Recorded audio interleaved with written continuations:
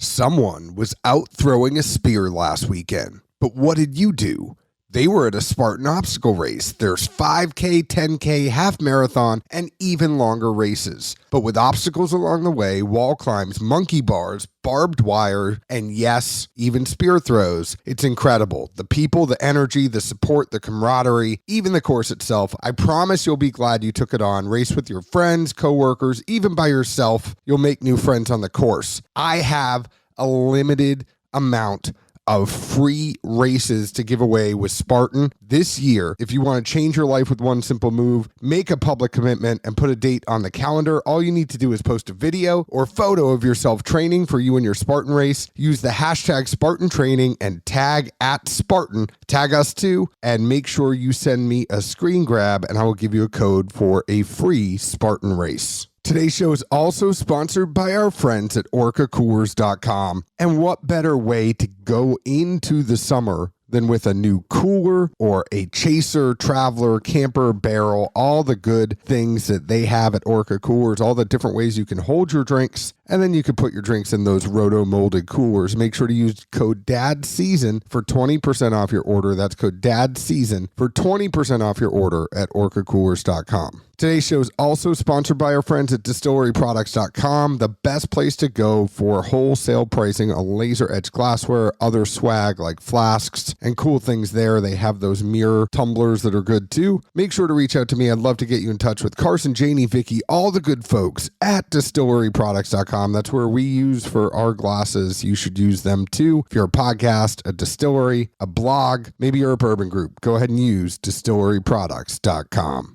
All right, so the one that we passed on the last time we did this. Oh, Beverly Hills Cop 2? Yeah, which it's kind of directed. It's kind of related to it, kind of not. But and again, it's something else I picked up all through Watchables. Did you know that Bob Seger only had one number one song, and it was "Shakedown," the title track from Beverly Hills Cop 2? I thought he had two.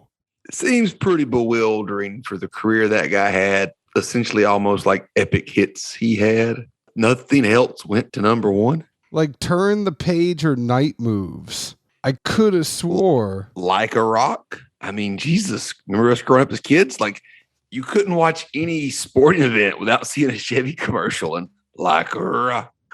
Oh, yeah. But like, it wasn't going to chart then at that point. I mean, I guess they're just so still relevant, possibly iconic songs. Or, I mean, I'm sure some are, but like more than a handful, I would say, are like, yeah. That goes in like the catalog of the epitome of classic rock to me.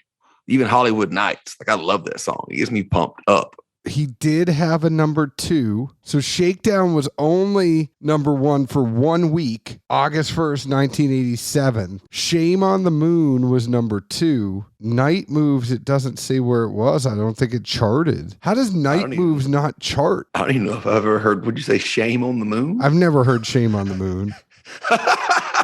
The only number two we've never heard. Against the Wind went to number 5. Like a Rock was number 12. That's crazy. Ramblin' Gamblin' Man was number 17. Roll Me Away was number 27.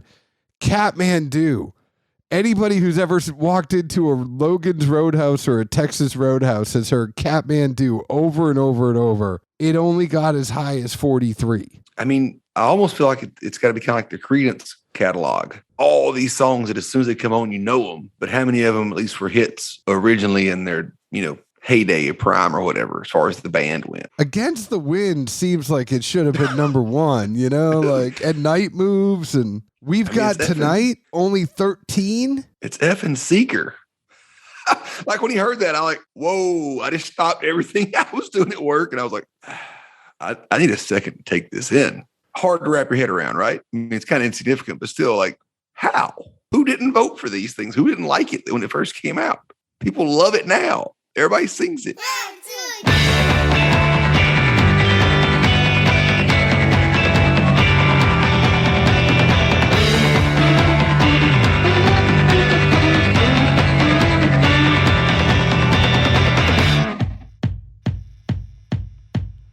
Hello, everyone. My name is John Edwards. With me, as always, is Zeke Baker. And together we make the Dad's Drink of Bourbon. Wherever you are, whatever time it is, thank you for making us part of your day. So in continuing with the theme of the rewatchables, because it is a Bill Simmons podcast, and I don't want to completely rip off his podcast week after week, but Zeke did bring something to the table, and I'm very happy that Zeke brought something to the table. But I'm thinking about this as I would think about this as Bill Simmons. And I have to think, Seeger, is he the Dan Marino of music?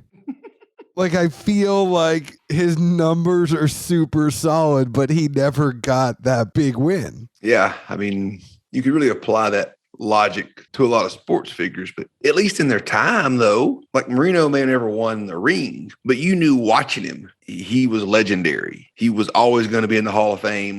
Stats were amazing, which if you're talking about music, if you don't go number one when you put it out, clearly the public, they clearly didn't grasp how of a legendary song or how legendary the song was going to end up being. Bob Seger was inducted into the Rock and Roll Hall of Fame in 2004. Let me just put this out there for you, Zeke, because this is totally a trivia question for you. Who do you think inducted Bob Seger into the Rock and Roll Hall of Fame? Dude, the other Bob from Detroit, please. All right. I feel like you would have known that, and you didn't disappoint. I'm very proud of you. Congrats, Zeke Baker. I do okay with my Kid Rock trivia.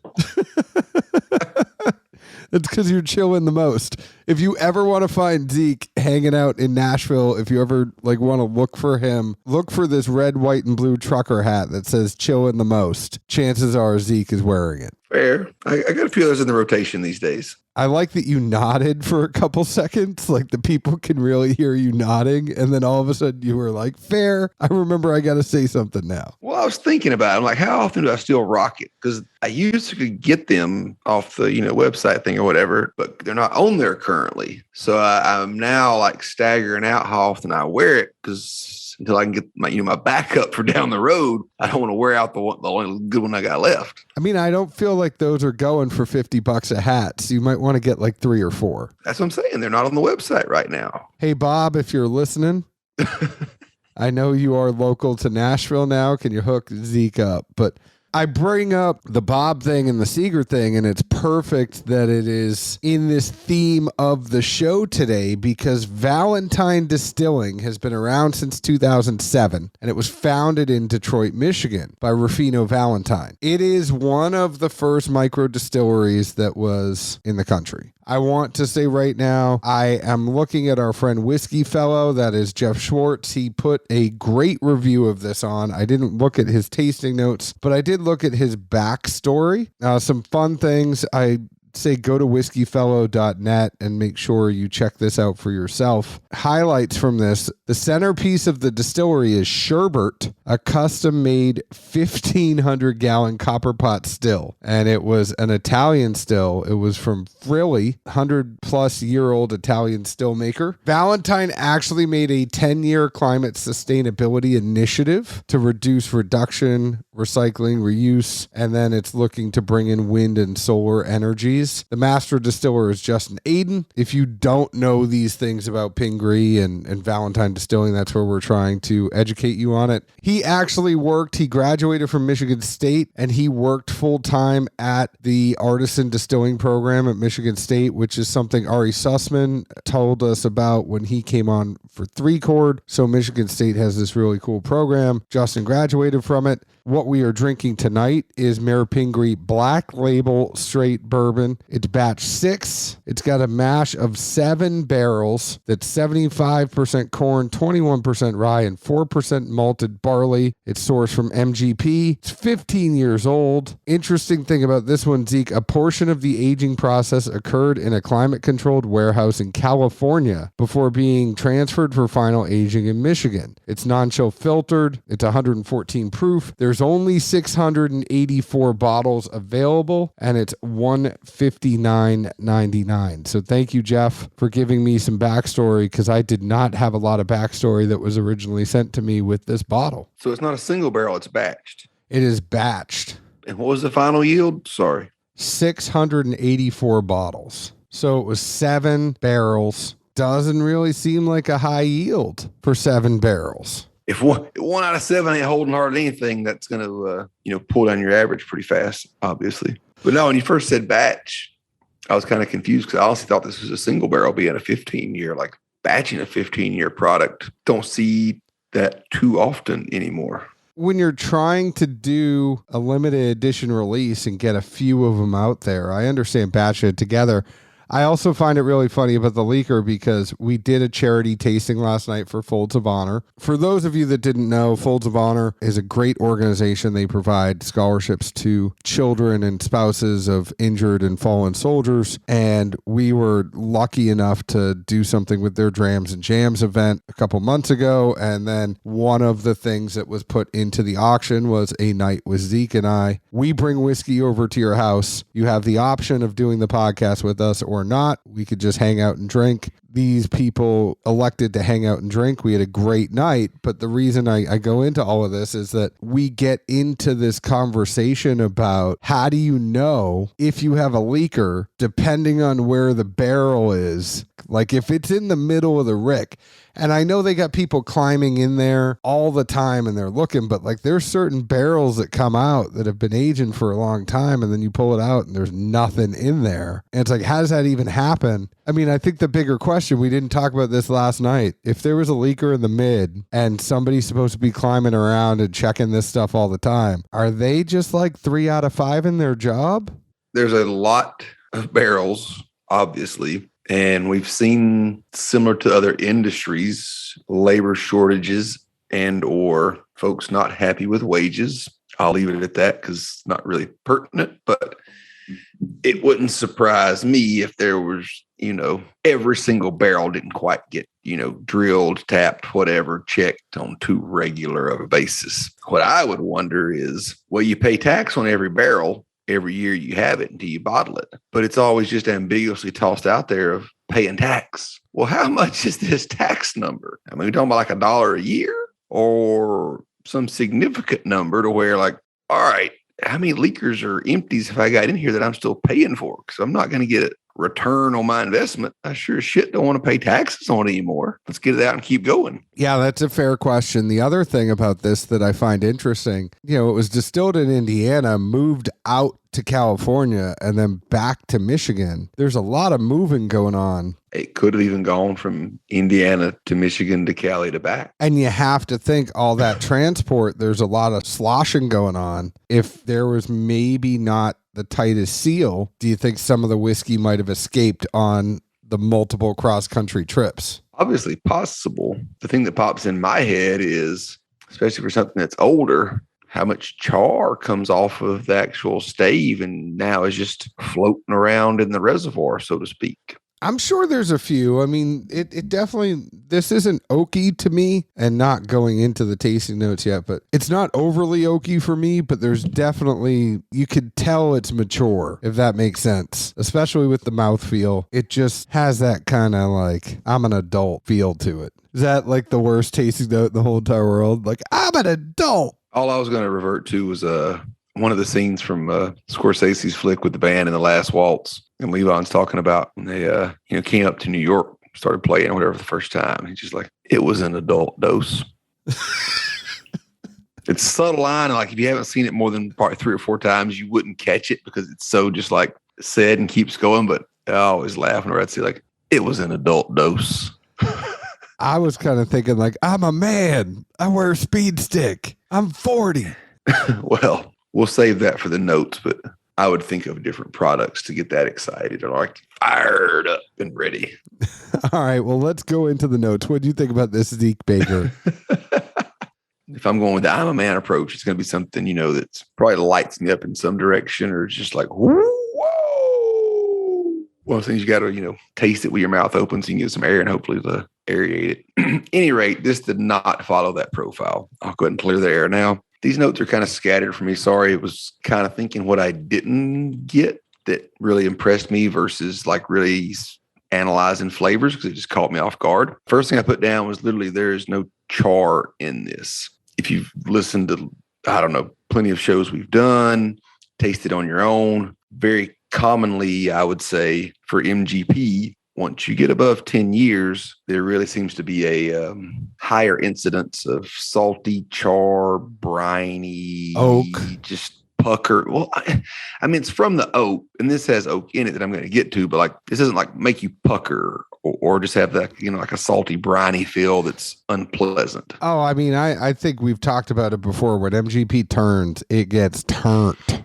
It ain't coming back. Yeah. I mean, oftentimes that's where it goes, which to me, letting a barrel go 15 years is a pretty ballsy move with it being, Indiana MGP distillate. The next thing I put was it seemed to have a lower viscosity, but I also felt like it kind of worked for it on this one in that it allowed really just the flavors to spread all across the palate super easily. It wasn't like centered or just kind of hugged and sat in the middle of your tongue. A small taste ran all over, and you were really able to enjoy and grasp what you were tasting. It was a wet, not dry oak. I can't really emphasize that enough. And if you haven't experienced it too, I'm sorry. But like, again, dry, bitter, charry, like just parching. This was none of that. For a 15-year product, seemed very wet oak. Yes, that's a ton of the flavor you get, but it was more than enjoyable and just easy to drink and like relish. I thought it was peppery feel across the mid of the back, but it wasn't hot by any means. There were some hints of youth, little flashes, especially on the front of the tongue, but it really just kind of resulted into being more akin to what I would consider a fruit rind, in that, you bite into a fruit rind, you initially get some sweet, but then the other 80% is that rind and just a little bit different of a profile. I didn't think it was necessarily multidimensional, but if it's been in the wood 15 years, I think you'd be shooting yourself in the foot if you went into it thinking that was what you were going to get to begin with. That being said, I thought it was really done well. Someone had to be watching these barrels, in my opinion, to make sure that, hey, we hadn't lost it yet. We hadn't lost it yet. We hadn't lost it yet. All right, let's not risk this. Let's go ahead and bottle it and get this done. I think batching it was probably honestly the best idea. You just don't see that as often in the market anymore. And that's about what I had. I would say, just to kind of add to it, when I say it's an adult, it's totally like a hippie. It is very mellow. It's an adult that grew up listening to a lot of Grateful Dead and Fish, and like it's just chilling. There's not a lot of highs. There's not a lot of lows. It is just very easy to drink, mellow. I had a good mouthfeel. It definitely does not drink 114 proof. I'll tell you that right there. Like, there is no way that's 114 proof. It is. Like it technically is, but it isn't. Well, that's what I meant by the viscosity was low. And like saying you put a few drops on your tongue, it's going to run all over and coat everything versus, some stuff that's heavier and just kind of like seems to sit and hug in the middle and almost like gum up, I mean, it was thick without being sticky, if that makes sense. And then the other thing I would say is, as I'm listening to your notes and as you're talking about everything with the char and all that, and we talk about MGP getting turned, I really got to think that the climate control warehouse in California plus aging in Michigan has a lot to do with a 15-year, because we saw the same thing, let's just be honest, with the Traverse City. The Traverse City did not get sent over to California with their 14-year MGP. But I have to think that the Climate Control Warehouse plus Michigan had a lot to do with this one not getting turned after 12 years. It definitely probably didn't hurt. I just wonder if, the cooperage may have been different, a char or something, or even just the oak staves that went into it. Just from seeing other distilleries that use MGP, because Lord knows there's plenty of them, and we've seen, a fair amount of aged juice that folks have bottled and put out. And it's not like you could point at the barrels one NDP got and say, oh, well, they must have got, something that a broker had and everybody else passed over. Like, it's been more of a common theme to me than uncommon to see literally most MGP once it hits about 11. You're like, this is getting close. I'm going to need to try that first before I buy it, because you're going to charge me a bunch of money and I get it. That's what, where bourbon is now. But I'm just going to need a taste first. I am with you 100% on that. But I would say for where this is at $160 and being 15 years, and I know you were focusing on what wasn't there as much as more so than what was there, but what was there was really good to me. I thought this was a great pour. It was the perfect amount of oak. I think just enough to let you know it was an aged whiskey, but not too much. Thought the mouthfeel was good. I thought there was a fair amount even of maybe some chocolate in there too. I just enjoyed it. And you know me, if it's not over oaked and it has a good mouthfeel, chances are I'm pretty much in. And honestly, I haven't read Jeff Whiskey Fellow's review on this. I didn't read his actual review. I stopped. I just didn't want to get... Well, you said he was a big fan of it. I caught that much. I didn't get that far, so I was trying to not bias myself. Let me go down. I'll be honest. He gets into the tasting. So bottle, bar, or bust, he rated it a bottle. So he said buy it. Somewhere earlier on when you edit this, you'll hear yourself say he was a big fan. At any rate, when you mentioned, Jeff Whiskey Fellow, I definitely could see this being something that was in his wheelhouse, just from knowing he's one of the guys that also really gets into different scotches a lot. You do some, I really don't, but the way the oak comes across in this, how it's still soft, easy, not offensive in any way. Some of the notes I did write down were kind of earthy, medicinal-ish, kind of like a tea leaf kind of thing. I could see this definitely being in that drinker's wheelhouse. It's like, ooh, here's a bourbon that it's obviously not a scotch, but does it kind of toe the line of showing a very old age without being awkward to drink or taste? Like that's where this one falls really well. I could see that, but I enjoyed it. And I want to say thank you to Valentine Distilling for sending this over. I know we were very interested to get this. There are some other picks that were coming out. I know a bunch of groups in Chicago got together and split up the Jumpman pick. A lot of people in that Wisconsin, Michigan, Illinois, I think it's in 9 states right now. One thing I found about Valentine when I was doing my own research before I found Jeff's article, their whole philosophy, everything I do must be done with quality in mind above all else. I've always appreciated the American craftsman working by hand and making one-of-a-kind items that stand the test of time. In an era of mass production, squeezing costs and maximizing profits, one important thing is lost: quality. Taking a stand against mass-produced spirits, Valentine proves that American ingenuity and quality American manufacturing is still alive. In distillation, this means selecting the best ingredients, distilling in small batches, and caring in every single step of the process. So they're not going far. They're in 9 states right now, and they're not trying. I mean, it totally makes sense, right? This batch 6 is going to be 7 barrels with a yield of 684. They're not sitting there trying to do the 6,000, 10,000, 20,000 bottle release. I'll say I would assume they could easily mow through whatever older, like significantly older MGP juice they have. I mean, look at the precedent that's been set between Belmead, TC, Blom, just to name Old Scout. Once everyone gets the buzz, how quick supplies can be exhausted. Well, then it's kind of like, well, what are we going to sell? Because the stuff we're making, we all knew it wasn't going to be ready for another year or two. And if we pump through all these barrels, because, like NBA Jam style, he's on fire. Well, what are we going to do to keep the lights on in the interim? I've always thought that was a very, I wouldn't say novel approach, but conservative. They're sticking to their guns. They seem to have like, hey, what we do is not for everyone, but we're doing it our way because it's our business. And that's very commendable. Totally agree with that. So thanks again for sending us a bottle of this. We hope to be one of those few places, though. Don't give away all your single barrels, but if you want to do one with the dads, we are certainly up for doing a pick with y'all. But thank you for sending us this bottle. You can find us on Facebook at Dad's Drinking Bourbon, Twitter at Bourbon Dads, Instagram at Dad's Drinking Bourbon. You can find Valentine at valentinedistilling.com or on the socials. Please leave us an open and honest review, just like we leave open and honest reviews about the whiskey we drink. Zeke, where else can the folks find us? Good old Nashville, Tennessee. Cheers. Ciao.